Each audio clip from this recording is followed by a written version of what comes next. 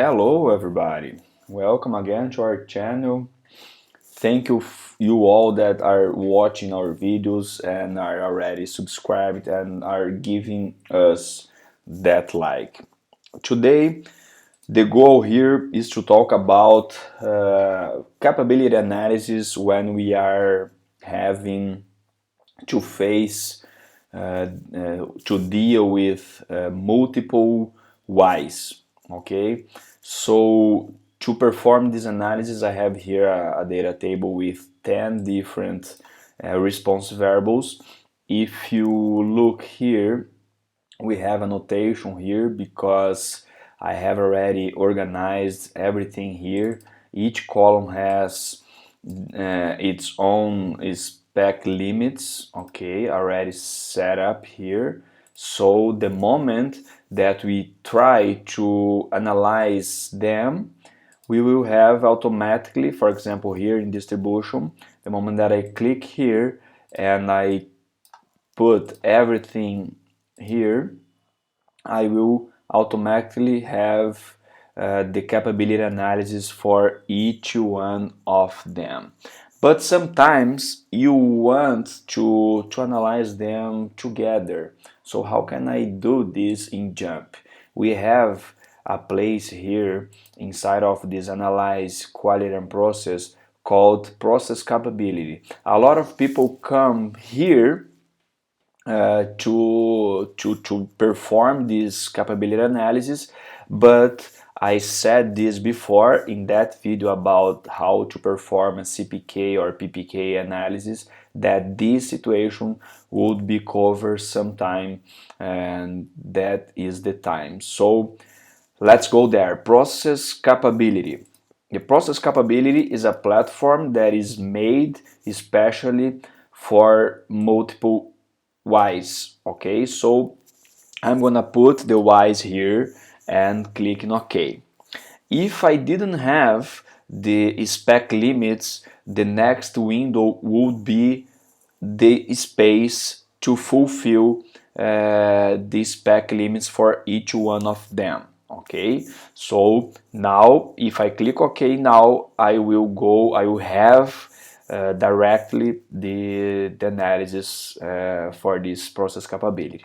It's very important to say that if you understand that some of the distribution is not normal distributed, for example, you can select the distribution here, the response variable here, and select the best distribution that fits with your data. Okay, if you choose beta, so just choose beta and click here, and JUMP will perform the analysis considering that this Y is a beta distribution. Okay, but here I will consider everything being normally distributed. So let's go there, let's click on OK, and look how nice is this analysis. The first plot that I have here is a Google plot. You can set the PPK that is good for you. For example, 1.33 is a globally good number for this. And what we have here, we have some squares and triangles in different colors, and the legend is here. So when we have both upper and lower specification limit, we will have this square. If you have only the lower specification limit, you will have this red triangle. For example, the Y number 2, let's go there, Y number 2, we have only the lower specification limit. That's why we have this red triangle, and when we have the upper specification limit, we have the blue triangle. We can put some shades here. Okay, and this graph is very important because we have a spec standardized standard deviation and a spec standardized mean. It means that the points, the squares or the triangles that are far away from this zero, they are having mean shift, or the mean is far from the nominal of the specification.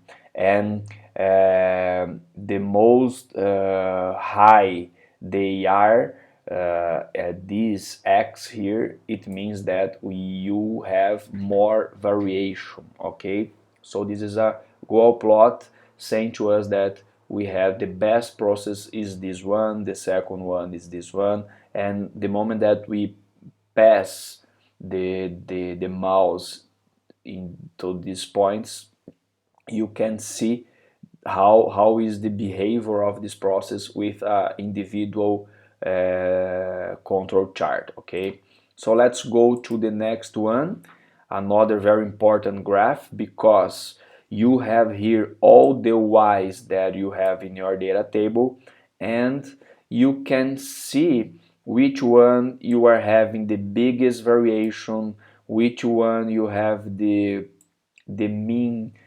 displaced from the nominal. Everything that is close to the zero, it means that they are close to the nominal of the spec. For example, the y number 10, you have less variation, and the mean of the process is close to the target. Okay, you can see that you have special calls here. This is the row 22. This is the row 14 for this y number 8. So this is very nice. This one, we can put some shade levels as well. This one you can set here as well, so 1.33, and jump will adjust these shadows, these shade levels. 0 from minus something to 1.33 is red, from 1.33 to 2.66, the double of this value, is the yellow level, and bigger than 2.66 you have the green processes. Okay, so we have one process, one responsive variable that is in this green zone here. This is the best one. You can just click here and analyze the situation. So let's see how good it is. The Cpk is 7, the Ppk is 4.38, so these differences here, we have this stability index being big. It means that your process is unstable. You can see some special causes here, here as well. So this process is capable but not stable. This is very critical.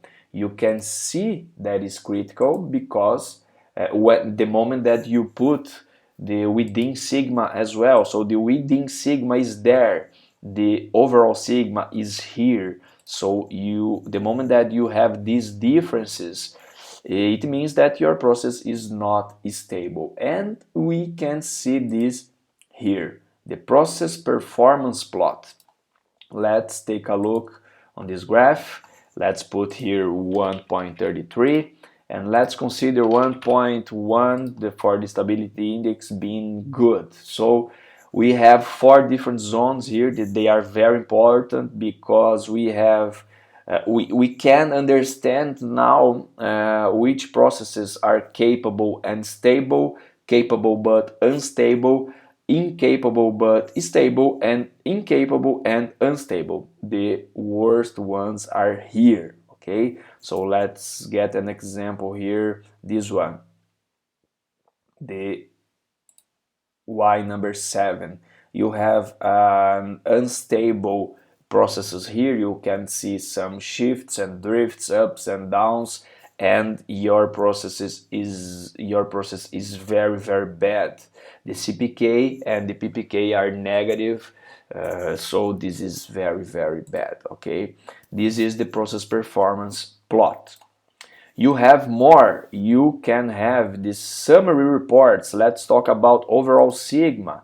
You can have a dashboard about your PPK. You can have as well a dashboard about your CPK, so the red ones, the green ones, the yellow ones, so you can summarize everything that you have in a very good and well explained dashboard. Okay, so this is the process capability analysis, and this is made for multiple whys. I really hope that I could help you again. See you in the next video. Bye bye.